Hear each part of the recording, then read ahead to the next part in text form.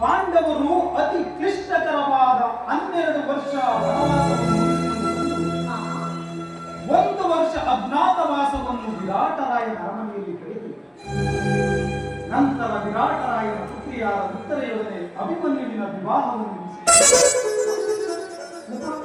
ನಗರದಲ್ಲಿ ಈಗ ಯುಧಿಷ್ಠಿರನು ತಮಗೆ ನ್ಯಾಯವಾಗಿ ಬರಬೇಕಾದ ಅರ್ಧ ರಾಜ್ಯವನ್ನು ಕೊಡುವಂತೆ ಕೇಳಲು ತಮ್ಮ ಕುಲಪುರೋಹಿತರಾದ ಗೌರ್ಯರನ್ನು ಸಂಧಿಗಾಗಿ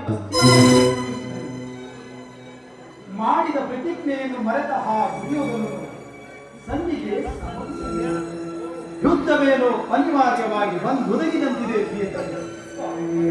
ಪುನಃ ಯುದ್ಧವೇ ಗೋಪಿಕಾಂಗನೆರ ಕಟಾಕ್ಷ ಚಂದ್ರಿಕೆಯನ್ನು ಕೊಯ್ದು ಈ ದ್ವಾರಕೆಯ ಕುಸುಮ ಶೈಲತೆ ಬಲಸಿ ಪ್ರಾಣೇಶ್ವರ ಅರೆ ಮುಚ್ಚಿದ ಕಣ್ಣುಗಳಿಂದ ಅನಂತ ಭೋಗದ ಕನಸು ಕಾಣುವುದು ನಿಮಗೀಗ ಸಾಧ್ಯವಿಲ್ಲ ಪ್ರಿಯ. ಲೋಕ ಸೇವೆಯ ಹರಕೆಯನ್ನು ಹೊತ್ತಾಗಲೇ ನನ್ನ ವಿಶ್ರಾಂತಿ ದಿನಗಳು, ಅದಕ್ಕಾಗಿ ನಾನು ಚಿಂತಿಸುತ್ತಿಲ್ಲ. ಈ ಪ್ರಶಾಂತವಾದ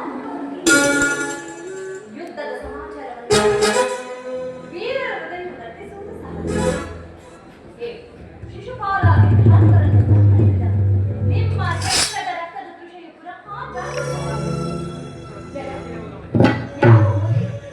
ಯಾವ ಪಾಪಿಗಳು ಅದರ ತೀಕ್ಷ್ಣದಾರಿಗೆ ಯುದ್ಧವೇನೋ ಅನಿವಾರ್ಯವಾಗಿ ಬಂದೊದಗಿದೆ.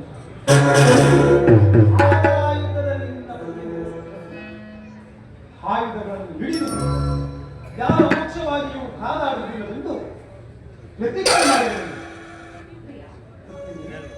ಈ ಶೈನಾಗಾರದ ವಸತಿಗಳನ್ನು ದಾಟಲು ಒಂದು ಅನುಕೂಲಕರವಾದ ಕಾರಣ ದೊರೆಯುತ್ತದೆ.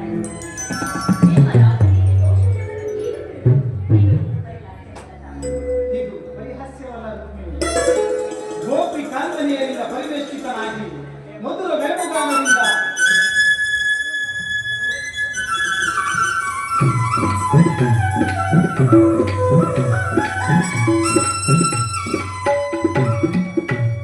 ವಿಶ್ವದ ಸೃಷ್ಟಿಯನ್ನು ನಡೆಸಿದ ಲಲಿತ ಕೃಷ್ಣನ ಮಧುರ